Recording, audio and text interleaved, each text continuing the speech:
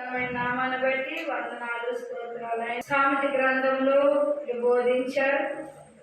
అయా కీర్తన గ్రంథంలో దావీదు మొదలుపెట్టిన మరలు ఆలోచించిన దేవాని స్తోత్రములు.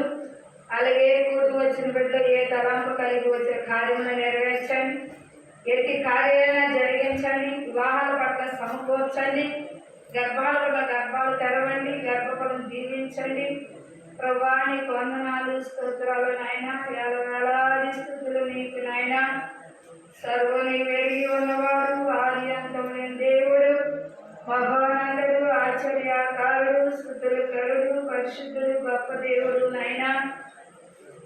రానైనా బిడ్డలందరినీ నడిపించుకోండి, వచ్చిన వారందరినీ దీవించండి, వారికి కావలసిన సహాయం దయచేయండి. నాతో మాట్లాడిన దేవుడా మాట్లాడండి, కనిపించిన దేవుడా కనిపించండి నాయన. ఏ స్థితిగా ఓడి వచ్చిన బిడ్డలందరినీ జ్ఞాపకం చేసుకోండి. అలాగే బలహీన వారు బలపరచండి, వ్యాధులు స్వస్థపరచండి నాయన. నీ సాధ్యమే అసాధ్యం లేదు నాయన. అట్లాగే నాయన చదువుని నడిపించుకోండి, వచ్చిన వారందరినీ దీవించండి. వాళ్ళ ప్రాంతంలో నాయన సన్నిధి గడ్డలు నీకు తోడించండి. అలాగే నా తండ్రి వచ్చిన వారందరినీ జ్ఞాపకం చేసుకొని, అలాగే నా తండ్రి ఆయన ఇచ్చిన బిడ్డలు ఆయన వచ్చిన వాళ్ళని ఒకసారి జ్ఞాపకం చేసుకొని, ఏ దళాలు కలిగి వచ్చాడు ఆ కార్యం నెరవేర్చడానికి సాయం దయచేయండి అయ్యా. నీ చేయండి.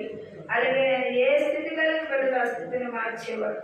అలాగే ఎక్కడైతే ఒక్కరు ఇద్దరు ముగ్గురు అలాగే చదువుకొని బిడ్డలు జ్ఞాపకం చేసుకుని చదువులకు ఉద్యోగాల సహాయం దయచేయండి.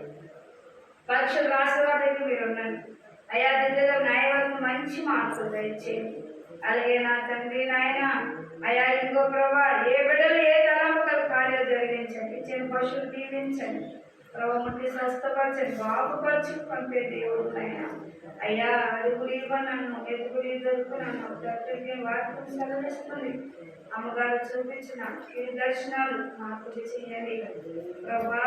నీకు వందనాలు స్తోత్రాలు నీకు నాయన.